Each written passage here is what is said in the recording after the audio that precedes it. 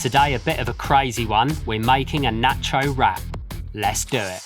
You're going to want a saucepan or a Dutch oven on a medium heat, and you're going to want some unsalted butter. Chuck about a tablespoon of your butter into the pan, and next we're going to want some plain flour. Chuck another tablespoon or two of your flour into the butter, and on a low to medium heat, stir that through until you've got a really nice thick paste. Next you want some full fat milk, and you want to very slowly start adding the milk to the paste, stirring as you go. Keep going until you've got a really nice thick white sauce, and then you're going to want some delicious extra mature cheddar cheese. Take your cheese, and we want to grate a really nice few handfuls. Chuck a few handfuls of your cheese into the white sauce and give it a good stir and melt the cheese through until you've got a really nice thick gloopy cheese sauce. At this point you want to take a plate and you want to take some baked tortilla chips. Add a nice handful of the tortilla chips to the plate, and then you want to take another saucepan and you're going to want some chili. You can make your own, but here I'm just using shop bought, as this is a nice quick recipe. Season with some sea salt and some black pepper. A little trick is to throw in a couple of teaspoons of smoked paprika. Give the chili a good stir and just bring that up to heat, and then you want to take your chili and add a few spoonfuls to your tortilla chips, and then you're going to want some salsa. Add a few teaspoons of salsa to the chili and the chips, and they wouldn't be good nachos without some guacamole. So chuck your guacamole into the mix, and next for some heat and acidity we want some pickled jalapenos. Add as many jalapenos as you can handle to the nachos, and then you're going to want some lovely soured cream, and then you want to finish by pouring over some of your delicious gloopy cheesy sauce. And if you need more nachos, repeat by adding more layers. And then you want to take some fresh coriander, dice that up really nice and fine. Sprinkle your coriander over the nachos,